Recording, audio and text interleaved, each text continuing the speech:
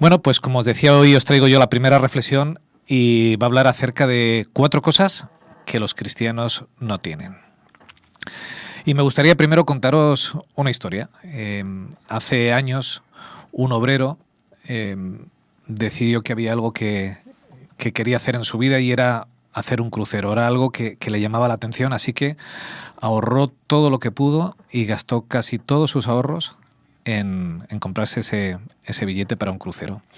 Los días previos a que saliera aquel viaje, bueno, pues estuvo ansioso de que llegara la fecha y se montó en aquel crucero en el cual sentía que todo le venía grande, pero claro, cuando iba a montar miró su economía, lo que le quedaba en el bolsillo, no era mucho y pensó no voy a tener para pagar la comida dentro del barco, así que fue a la tienda que había allí cerca y compró galletitas y queso y hizo su provisión pues para pasar aquel crucero. Durante los primeros días disfrutó de aquellos atardeceres maravillosos, de tomar el sol en la piscina. Le encantaba ver cómo la gente estaba en la pista baile con aquellos trajes de gala y se sentía un poco desubicado, pero bueno, disfrutaba del viaje, aunque había algo que le tentaba y era el olor a la cocina. Ese restaurante, esos manjares, lo que decían el resto de los viajeros de lo rico que sabía aquella comida que preparaban, le traía la tentación, pero él seguía con sus galletitas y su queso, comiendo y aprovechando aquel que era el viaje de su vida. Y así estuvo disfrutando durante la semana de crucero hasta el último día. Miró lo que le quedaba en el bolsillo y dijo: ¡ay, cómo me gustaría entrar en el restaurante y poder comer de esta comida deliciosa! Así que se acercó al restaurante, se acercó al maître y le dijo: disculpe, me gustaría saber qué es lo que cuesta comer aquí. El maître le dije: ¿me deja por favor ver su billete? Miró el billete y le dijo: caballero, tiene incluidas todas las comidas en su paquete vacacional. Aquel hombre no había disfrutado de sus privilegios. Y tal como él, muchos cristianos viven sin disfrutar de sus privilegios. Se sienten culpables, inseguros, temerosos, pero el Señor nos ha ofrecido mucho más. El apóstol Pablo describe los privilegios de los cristianos en base a 4 cosas que los cristianos no tienen que tener. La primera de ellas está en Romanos capítulo 8 y versículo 1. En Cristo no hay condenación. Dice el apóstol que no hay ninguna condenación para los que están en Cristo Jesús. En Jesús toda condenación desaparece. En Cristo somos absueltos, perdonados y liberados de la culpa del pecado. El capítulo 8 de Romanos es el capítulo de la victoria. Más aún, incluso podemos decir que es el capítulo de la seguridad de la salvación de aquellos que están en Cristo Jesús.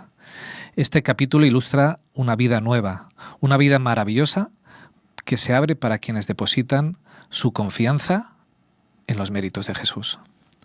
El versículo 1 del capítulo 8, Romanos 8.1, presenta 2 ideas centrales. La primera: no existe ninguna condenación.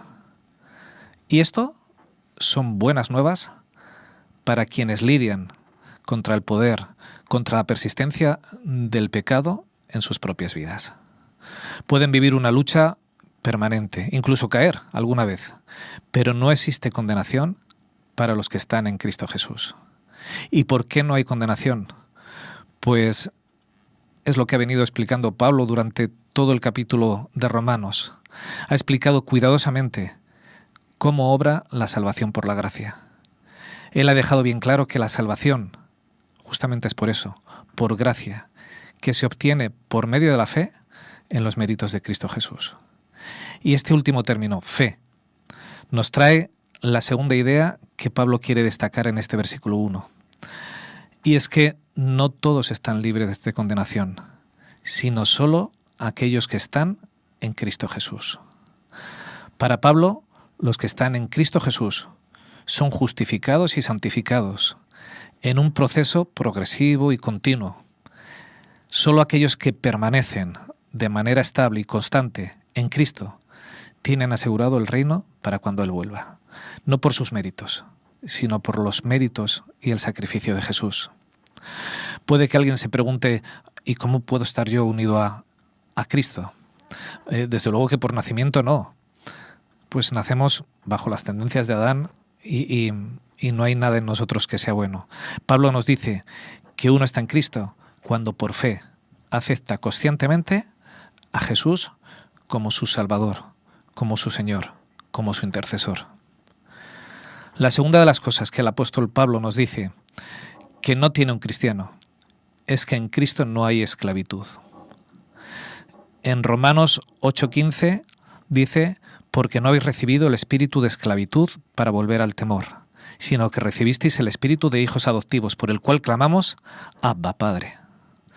Como cristianos, puede que fallemos, puede que incluso a veces fracasemos, pero no vivimos esclavizados por el pecado.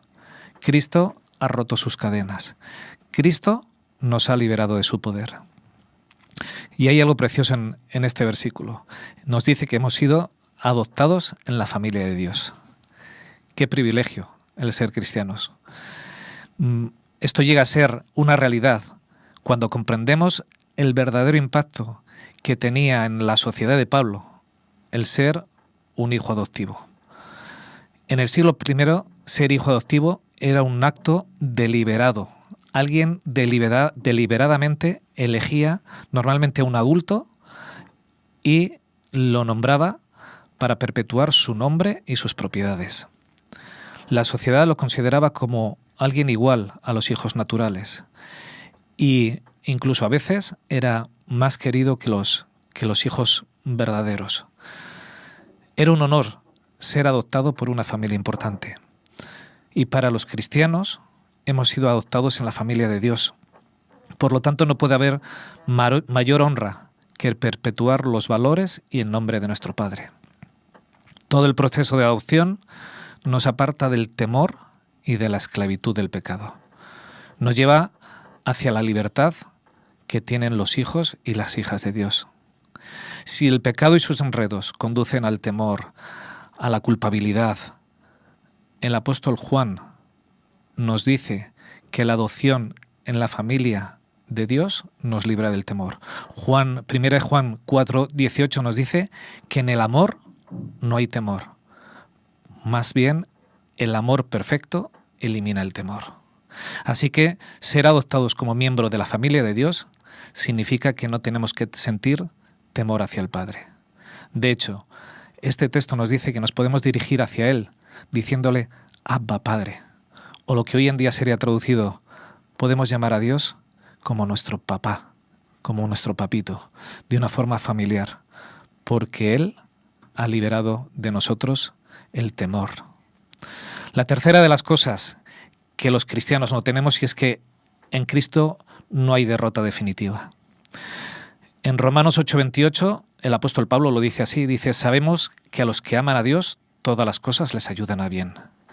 Como cristianos, nuestras vidas no están a merced del enemigo. No somos llevados como hojas otoñales de un sitio para otro, sino que Dios está al control y va a hacer todo lo que sirva para bien. Este es un pasaje consolador que comienza con 5 sólidas convicciones. La primera, dice el texto, sabemos que Dios es un Dios activo en nuestras vidas, que no es indiferente a lo que nos sucede, sino que está trabajando constantemente con energía y determinación en nuestra vida.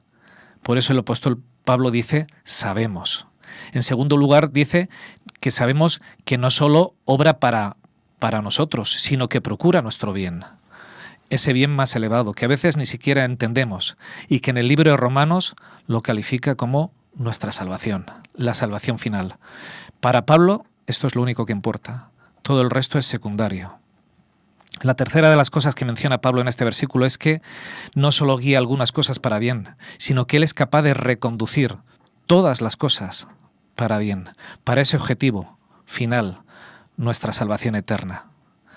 En cuarto lugar, dice que sabemos que los que se benefician con la obra de Dios para el bien de todas las cosas son los que le aman.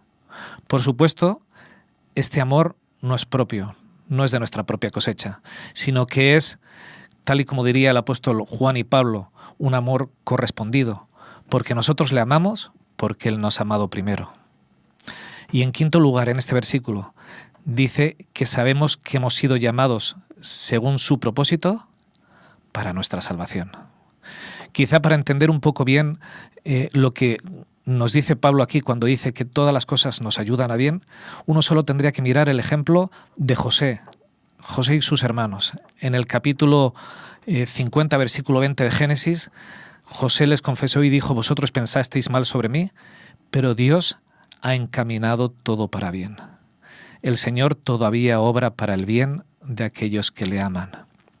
Y la cuarta de las cosas, para ir concluyendo ya, aquella cuarta de las cosas que los cristianos no tenemos, es que en Cristo no hay separación. Romanos 8:35, el apóstol se pregunta y dice: ¿quién nos puede separar del amor de Dios? Y a continuación da una lista de todo aquello que no puede hacerlo. Tribulación, angustia, persecución, hambre, desnudez, peligro o espada. No es capaz de que nos separen de Jesús. En Cristo la culpa y la esclavitud se desvanecen por igual, porque por su gracia todas las cosas obran para bien, y nada ni nadie puede separarnos de su amor. En esta pregunta que Pablo hace sin contestar, ¿quién nos puede separar del amor?, ha presentado 7 candidatos. Los 3 primeros, tribulación, angustia y persecución, reflejan las presiones y las ansiedades que los cristianos somos sometidos simplemente por vivir en un mundo hostil y profano. Menciona luego otras 2, el hambre y la desnudez. Representan aquellas necesidades materiales esenciales, aquellas carencias que podrían haber despertado dudas en cualquiera porque no hayan sido protegidos bajo el cuidado de Dios. Pablo concluye esta lista con otras 2 opciones: las amenazas físicas, el peligro y la espada, el riesgo de perder la vida. Y sin embargo, ninguna de estas, dice Pablo, que puede separarnos del amor de Cristo. Nada hay que nos pueda separar del amor de nuestro Señor. Nosotros tenemos la seguridad de que el amor de Dios está con nosotros, a pesar de que a veces nos toque compartir los sufrimientos de Cristo. Hay algo que Pablo ha pasado por alto en esta lista que puede interponerse entre un cristiano y su salvación, y es el rechazo propio y constante, la negativa a caminar de un cristiano junto a su Señor. Eso es lo único que podría separarnos a nosotros de nuestro Señor, pero ni siquiera eso haría que Jesús dejara de amarnos. En este viaje, el viaje de tu vida, Dios nos ha asegurado que no vas a tener estas 4 cosas, porque cuando estás con Cristo no hay condenación para aquellos que permanecen en Él, no hay esclavitud ni temor al pecado, no hay derrota definitiva y no hay separación ni nada que nos pueda separar de nuestro Señor. No sigas comiendo galletitas, no sigas privándote de las bendiciones que tu buen Dios te ha preparado. Estás invitado a las bodas del Cordero. Disfruta de este viaje junto a tu Señor Jesús.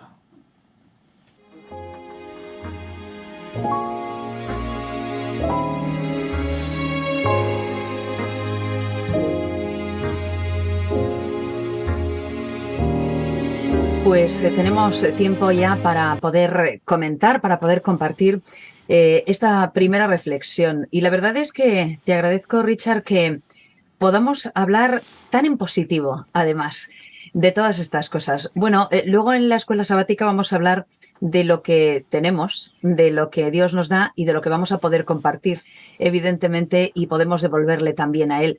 Pero es curioso comenzar hablando de lo que no tenemos. En una sociedad en la que nos gusta tener, nos gusta compartir, nos gusta, pues a veces incluso presumir de lo que tenemos. Es interesante poder hablar de lo que no tenemos y desde luego de lo que no querríamos tener. Y me gusta el planteamiento porque es extraordinariamente positivo hablar de lo que no tenemos.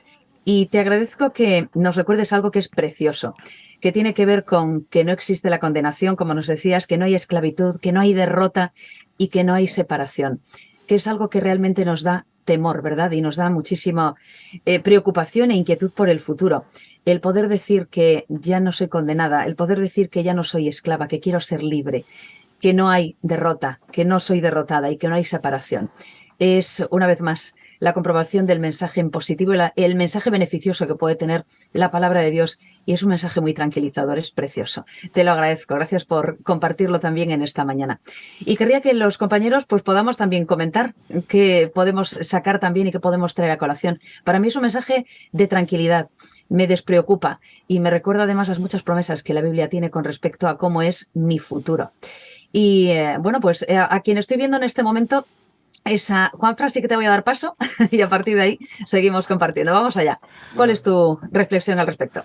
Es que Richard ha cogido la visión de Pablo, del apóstol Pablo, porque te ha centrado en Romanos y seguramente si nos preguntáramos qué no tenemos o qué tenemos, cada uno de nosotros a lo mejor pondríamos el acento, pero al final terminaríamos seguramente, Richard, en el mismo punto. Y es que si Pablo, el apóstol, está diciendo que si eres un cristiano comprometido con tu fe, si te alías al lado de Jesús y optas por una vida en comunión con Dios, pues mira, no te vas a sentir condenado, porque en realidad no lo estás ya, vas a encontrar la verdadera libertad, no vas a tener la sensación que tiene mucha gente, y es de que baja los brazos, de que se derrumba y de que ya abandona, y que no se va a sentir separado. Porque yo me estaba preguntando, mientras te estaba escuchando, Richard, ¿cuánta gente va por la vida así? Sintiéndose derrotado, sintiéndose separado de todo lo demás, abandonado, a punto de tirarse por un barranco, sintiéndose que no tiene libertad y que por tanto está condenado, está perdido. Y hay mucha gente perdida. Hay muchos. Quizá lo más triste es que hay muchos cristianos que siguen arrastrando la culpa, que siguen sin sentirse perdonados, que siguen sin sentirse que son hijos de Dios con pleno derecho. Entonces, quizá este mensaje es verdad que es para todo el mundo, pero también para aquellos cristianos que todavía siguen sin dejarse que todos los privilegios que el Señor nos ha dado sean una realidad en su vida, que siguen, cogiendo el ejemplo, que siguen comiendo galletitas en el barco. Jesús nos ha liberado y nos ha dado esa libertad ya. El reino del Señor no vendrá. El reino de Dios ya ha llegado y hay que disfrutar y vivirlo en este momento. Sí, efectivamente, esto que estamos hablando es, digamos, un mensaje muy necesario, porque durante mucho tiempo, yo no sé si, bueno, sí, entiendo que inconscientemente se nos ha un poco intentado programar mentalmente para la perfección. Y si no llegas a estos estándares, no eres aceptado. Si no vives de determinada manera, no puedes ser considerado cristiano. Dios no te puede amar, sí. Y en la Biblia no viene en ningún momento que Dios no te pueda amar, sí. Dios te ama te ama tal como eres. Dios lo que quiere es que no permanezcas en ese estado, porque vas a ser más feliz y vas a ser más pleno. Pero Dios te ama como eres, y no nos debería dar miedo decirlo. Es verdad que luego hay que poner un asterisco para que nadie se ofenda, porque ya sabéis que la sensibilidad está a flor de piel. Hay que poner un asterisco, hay que poner una llamada al pie de página para que cuando digamos que Dios te ama como eres, luego decir, pero eso no quiere decir que tú puedes hacer todo lo que quieras. No, estamos hablando, como decía Juanfran en un principio, que esto está dicho para los que caminan con el Señor. Y cuando tú caminas con el Señor, dejas muchas cosas por gusto y vas dejando muchas otras cosas porque ves que te estorban en ese peregrinaje terrenal hacia la tierra nueva. Pero por favor, saquémonos de nuestra cabeza el tema de la perfección, nuestra obligación por ser perfectos. Porque ¿sabéis qué nos pasa si tenemos eso, digamos, cincelado en nuestro cerebro? El que debemos ser perfectos para agradar a Dios, que siempre estaremos en la frustración, siempre estaremos al borde de la renuncia, porque nunca estaremos dando la medida que nosotros nos hemos marcado y que en la Biblia no aparece en ningún sitio. Y que no disfrutaremos de su compañía ni de su Por viaje. supuesto. He querido resaltar en parte del texto que la salvación es por gracia, porque yo me acuerdo de pequeño, una idea que me atormentaba, de pequeño, de adolescente, era, ¿y si en algún momento yo peco justo antes de que venga Jesús? ¿Me pierdo? ¿No me pierdo? El centro estaba en esa perfección, en el yo, y el apóstol Pablo el centro lo pone en quien hay que ponerlo. Salvación por la gracia. Quien nos salva es Jesús. O sea, vive feliz, vive tranquilo y confiado en el Señor. No va a dejar que caigas en el último instante para, cometiste un último pecado, te perdiste en mala suerte. Disfruta de tu Señor y de su gracia. Eres salvo por gracia. Eso es verdad que no significa que puedo hacer lo que me dé la gana y como soy salvo por gracia, no. Pero hay que liberar el peso de la culpabilidad, de vivir oprimidos bajo nuestra propia perfección, porque no lo somos, ni lo vamos a ser. Entonces, disfrutemos como Dios disfruta de nosotros, que lo que a mí me falte, Él lo va a suplir. Lo has dicho tú, no sé, estamos viendo a Esther que se está peleando con la cámara, pobrecita, pero lo dice el apóstol Pablo, ¿no? ¿Cuál es el remedio para esto? Y los que somos fariseos, los que estamos en ese tránsito para dejar un poco lo que tiene que ver todo con... Yo os he metido, sois vosotros más que yo. Los que vamos transitando hacia ese camino que significa estar con Dios y nos vamos intentando impregnar un poco de lo que es su gracia, sabemos cuál es el remedio y lo tenemos que decir una y otra vez para tomar verdadera conciencia, porque mira que nos peleamos y nos resistimos a aceptar. Lo has dicho tú, Richard. El apóstol dice, esto va de amar. Esa es la receta. Para no tener condenación, para ser libre, para no estar separado de Dios, hay que amar. Dios ya te ama. O sea, que despreocúpate en ese aspecto. O sea, la dirección de ese aspecto la tenemos. Pero nosotros nos resistimos. ¿Y sabéis lo que nos pasa? Que... algo que se nos ha visto las vergüenzas en estos 2-3 últimos años con el tema de esta pandemia y de todo lo que hemos tenido que soportar y en un sitio y otro, y es que hay ciertas ilusiones que nos hemos dado cuenta de que se nos han un poco abierto los ojos, y es que esa sensación de sentirnos invulnerables, de ir por la vida además controlándolo todo, muchas veces con esto nos han obligado un poco a confinarnos, nos han obligado a mantener la distancia, nos han obligado a ponernos mascarilla, a no hacer esto, a quedarte a ir en el trabajo, a teletrabajar, etcétera. Es decir, nos han dado un poco un meneo, como diciendo, tranquilo. Y entonces mucha gente nos hemos perdido ahí, en el sentido de que nos hemos sentido preocupados y, oye, cuidado, no controlamos todo. En un momento dado, nuestra vida cambia casi de un día para otro. Y en ese sentido, la receta para un fariseo, de los que hay sentados en nuestras iglesias, es que estudiando la Biblia, haciendo la escuela de Biblia, la escuela sabática, y yo controlando todo lo que me han enseñado, yo controlo, esta es mi vida perfecta, así me siento cerca de Dios. Cuando muchas veces lo que el Espíritu Santo nos saca, otra vez hemos dicho, cuando nos saca de nuestra zona de confort y sentimos que ya no lo controlamos todo, oye, a lo mejor, y nos planteamos nuestro cristianismo cómo está. ¿Cómo está? Porque tal vez nuestro ancla no es el amor de Dios, sino son nuestras normas, nuestros horarios, nuestro tipo de iglesia. No sé si me explico. Y en ese sentido, aquí la receta va de amar. Nene, que tenemos que amarnos, que tenemos que cuidarnos, que tenemos que estar pendientes de nuestros hermanos, del que está a nuestro lado, porque esto va de esto. Y no sé si me estáis viendo y escuchando ya, porque hoy la actualización del Zoom me impide, luego lo actualizaremos, poder visualizaros en este momento en tiempo real, pero ahí estamos.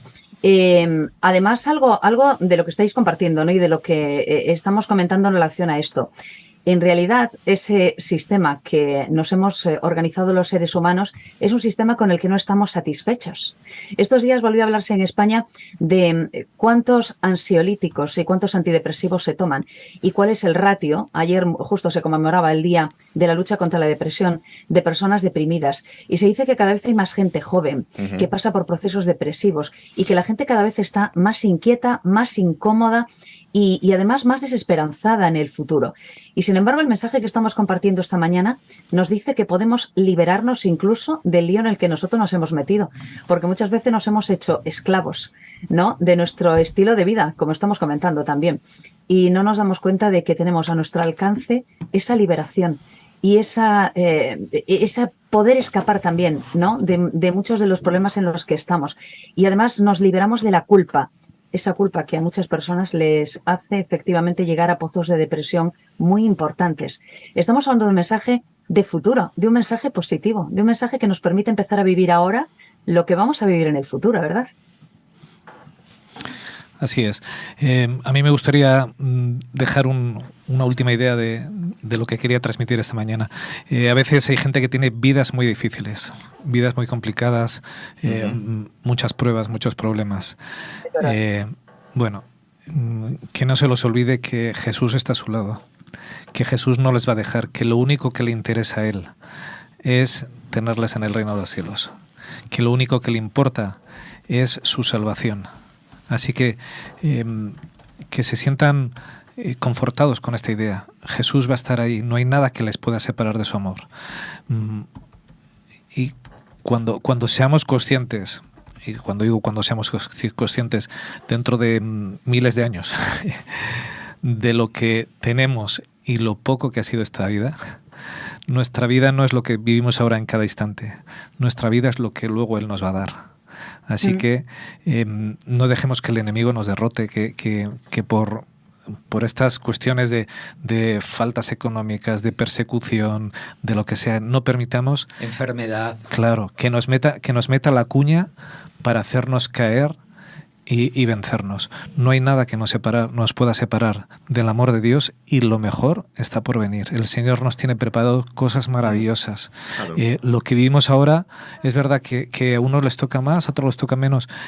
Dejemos de mirar eso y pensemos en todo el amor que Dios nos tiene, en que Dios está a nuestro lado, en que nos cuida y nos protege para lo único que a Él le interesa, que es estar con nosotros indefinidamente, eternamente en el cielo, porque lo disfrutaremos. Aquellos que permanecen en el Señor disfrutarán de su presencia, de su amor, y no hay nada que nos pueda separar de Él. Sabes que sin saber, Richard, de lo que ibas a hablar en esta mañana, yo tenía preparado para poder compartir con vosotros, y permitidme terminar con esto, un pequeño texto que se encuentra en el libro de Elena White, Eventos de los últimos días. Justo es un epígrafe que dice: ¿por qué debiéramos pensar sobre el mundo futuro? Mirad qué bonito. Jesús ha traído el cielo a la vista y presenta su gloria ante nuestros ojos a fin de que la eternidad no sea eliminada de nuestros cálculos. Si mantenemos en vista las realidades eternas, formaremos el hábito de cultivar pensamientos de la presencia de Dios. Esto será un escudo contra las incursiones del enemigo. Proporcionará fuerza y seguridad y elevará el alma por encima del temor. Si respiramos la atmósfera del cielo, dejaremos de respirar el aire viciado del mundo.